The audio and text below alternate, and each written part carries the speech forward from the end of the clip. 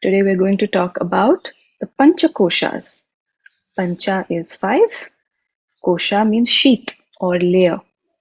So Panchakosha means 5 layers or the 5 sheaths of our existence. Interesting, right? So in the yogic understanding, it's a holistic understanding of our mind-body complex.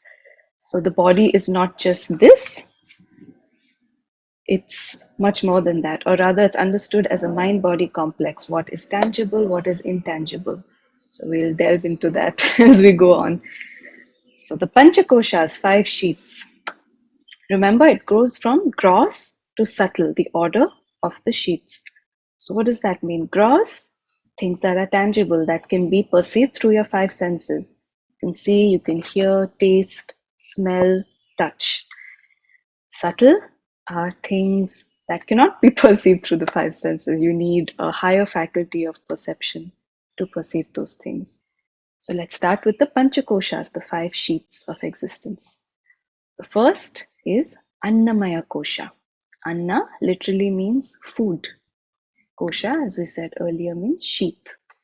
So the food sheath, what does that mean? Well, literally this body that you can touch, from when we are born to when we leave this body, it's food that sustains this body, right? So that's what it refers to. A broader understanding would be not just this physical body, but also your environment.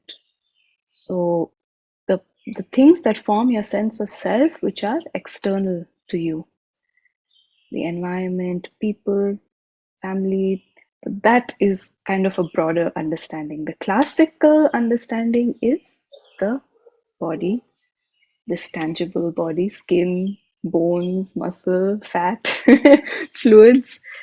So that's called the Annamaya Kosha, the food sheath, sheath 1. Second sheath, a second layer of our existence is called the Pranamaya Kosha. Prana is the life force energy. Kosha, as we said, is sheath. So this is the sheath of energy or of life. So prana is known by various other names, like it's known as chi in the Chinese tradition, in different traditions. I mean, many cultures have understood this concept of life force energy and have given it a name in their own language according to their own conception. In our Indian tradition and the yogic tradition, it is known as prana. So prana is literally what animates this body. It's the layer of energy that, helps us move, helps us see, touch, smell, perceive. It's what gives our body life, life force, literally what gives our body life. So that's the difference between a body that's alive, that's living, and a corpse or a body that's dead. It's the energy, the prana. I mean, there are more subtle levels to that, but basically this is the difference. And remember how we were saying gross to subtle? So even within these sheets, there is a gross manifestation and a subtle manifestation. So I don't know if I'm going too much into detail here, but you can understand the prana is something intangible. But what is the tangible aspect of the prana? It's the breath. So, the air that goes in and out. Again, this is something that we begin our lives with a breath, right? When we start crying, that's the first breath when we are born. And the life ends with an exhale, right? So it's literally our life is bracketed by an inhale and exhale, the breath in and breath out. And this breath is this is the tangible or the part that you can feel of prana. Prana, of course, has subtler levels, but let's keep it at that for the second sheath, Pranamaya Kosha. Okay, then we move on to the third sheath. Number 3 is Manomaya Kosha. So if you speak Hindi or many Indian languages, we have the same word, mana, means the mind. Manomaya Kosha, the level of the mind, or literally what you can understand it as the level of thought. Because what is mind other than thoughts, right? So the level of the mind or level of thoughts, where thoughts come, where they are born, where they perish. because thoughts are also temporary. They have their cycles, right? So Manomaya Kosha is the level of the mind, level of thought. That's number 3. Number 4 out of 5, so we're nearing the end. Number 4 is Vignanamaya Kosha. Again, for those of you who speak Hindi or who have an understanding of Indian languages, Vignana, it's understood it's a term used for science as well, but here it's used to signify the intellect, of the faculty of discrimination, of understanding. So mana, the difference. What's the difference between mana and Vignana? Mana is literally thoughts that come and go. There's no discrimination. There's no understanding. I mean, it can be, anything. Whereas Vijnana is the faculty in you that says, oh, this may be right. This is wrong. This may be a good idea. This may not be a good idea. It's the faculty in you that filters the thoughts. So see how interesting it is. The mind itself is broken into 2 parts. There's one which is just the mind. It's just the layer of mind where thoughts come and go, all kinds of thoughts. It could be anything. And then you have the Vignanamaya Kosha, or the faculty of discrimination. So you can understand it as, let's say, I don't know, I'm trying to I'm trying to think of an example. Let's say it's raining outside, right? Here we have monsoons and there's a really, wonderful rain, heavy rain. You feel like going outside. Your mind says, oh, I really want to go outside right now. It'll be so, just cool down my entire system. And I love going out in the rain. But maybe you have a cold and you're all congested. So one part of you is saying, oh, I really want to go out, get wet in the rain. Like, wouldn't that be awesome? And the second part of you, the Vijnana, or the discrimination, the discriminatory aspect in your mind says, well, maybe next time, maybe now is not such a good idea, like I'm congested, I'm not well, I may fall further sick, I may get a fever. So maybe I'll sit out this time and next time I'll go out in the rain. That is your intellect. So the mind is the one that says, oh, let's go out, let's go. Intellect says, no, maybe not a good idea. So you can see various examples of this in your own life, where the mind and the intellect meet, where the relationship between them exists. So often the quality of our life is determined by the relationship between the mind and the intellect, right? So also you can understand it as impulsiveness. So where the mind overshadows or goes ahead of the intellect, and the intellect is left behind, that those are the moments where we become impulsive, and maybe later we regret those decisions that we made because we feel like, oh, maybe we should have thought it through before doing that. And then you have other instances in life where you feel like doing something, but then your intellect kicks in and it says, no, maybe not now, maybe not a good idea. Or the flip side, maybe you're afraid to do something, but the intellect says, no, just go for it. I think it's a good idea. It'll help you grow. It'll help you evolve. So it works both ways. So see how it works out in your own life, these two. I mean, whatever we discuss as theory, it is about you. It's about your own understanding. And the way to understand it is really to observe it in yourself. So think about it, how these different things play out in your own life. So anyway, we digress a little bit. We come back to the 5 koshas, Panchakoshas. So let's go over them once more until number 4, what we've covered. First one, Annamaya Kosha, the food sheath. Second one, Pranamaya Kosha, or the energy sheath, the sheath of the life force. Third, Manomaya Kosha, the sheath of the mind or the thoughts. Fourth, Vignanamaya Kosha, sheath of the intellect. What's the fifth? That's the mystery. So the 5th sheath is called Anandamaya Kosha. Ananda literally means bliss or happiness, but it's not the kind of happiness that is an emotion, the kind of happiness that is born from sensory stimulation or perception. It's a kind of inner contentment. It's a kind of inner peace. It's a happiness that is independent of all external stimuli, or it's independent of anything that's happening outside of you. It's just, coming back home to yourself. That's what we're talking about. It's the happiness that has no opposite. So often in our scriptures, they say that sukha and dukkha come hand in hand. Sukha, happiness, dukkha is sadness. So everything, so we perceive this world through our five senses. And it's said in our scriptures that all that we perceive, it only results in two things, sukha or dukkha, and they alternate. So it's a very intuitive, simple way of looking at life, right? Everything that happens, everything we take in, it either brings happiness or sadness. And these two, they're kind of opposites. They're two sides of the same coin. They're both inescapable.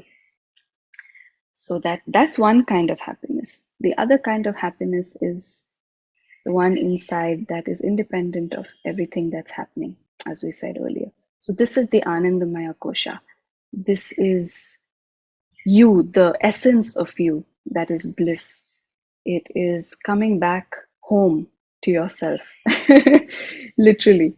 So this is the fifth layer. Isn't it interesting that this is considered a layer of our existence? That means each one of us has it. If you have a body, you have breath, you have a mind, you have an intellect, you have bliss inside you. That's what it means. Each one of us has this within us.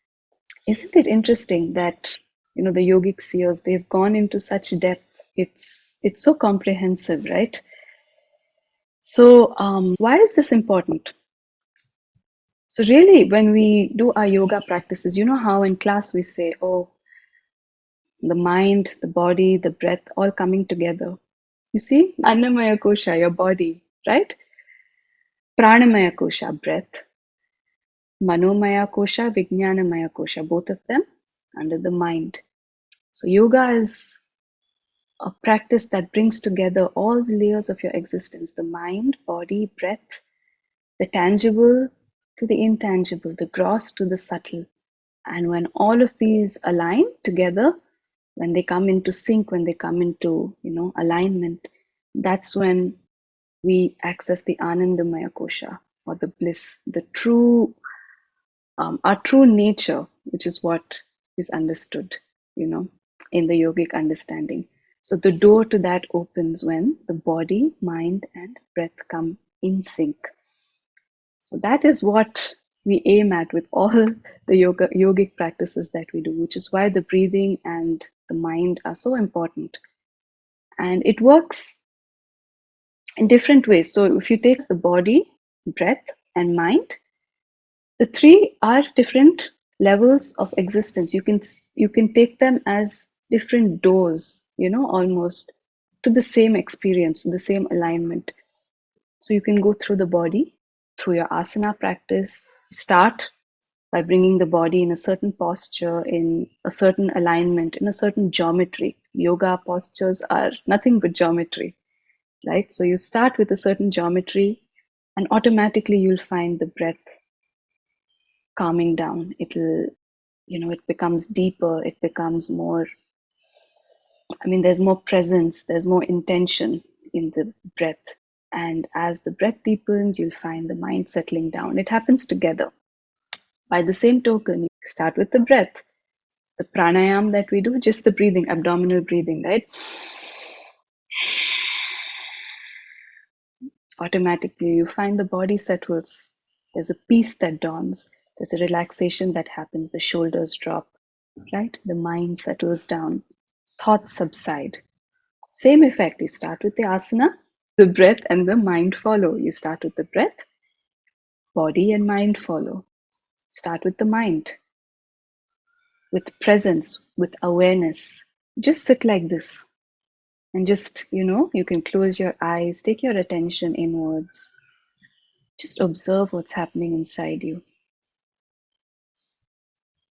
And with that touch, literally the touch of your awareness, you'll find the breath settling down, the mind settling down, the body growing more at ease. So let's try that for a moment together. So just sit where you are. Keep your spine erect. Close your eyes. Don't worry about the breath. Don't worry about the body. Just turn your attention inwards.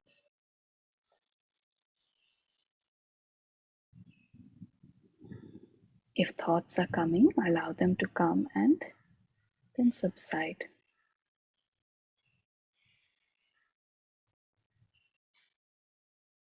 Just observe what's happening within you without trying to change anything.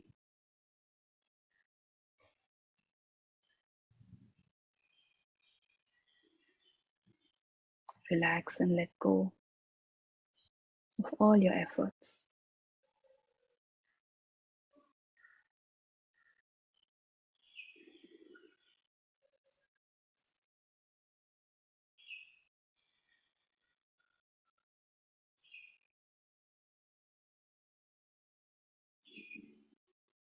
And now bring your awareness to your body.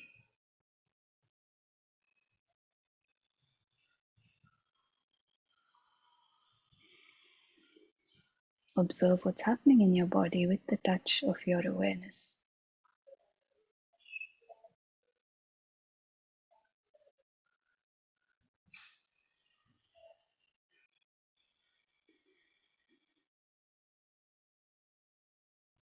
Bring your attention to the breath.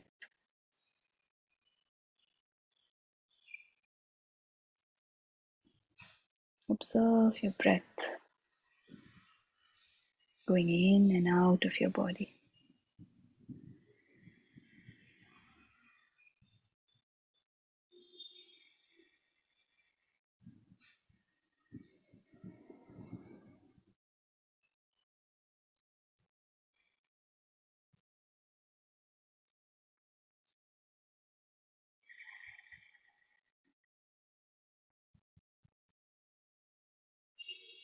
And let's take a deep breath in and breathe out.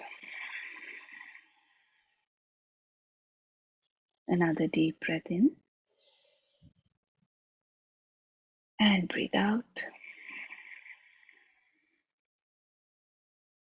Slowly becoming aware of your body and surroundings.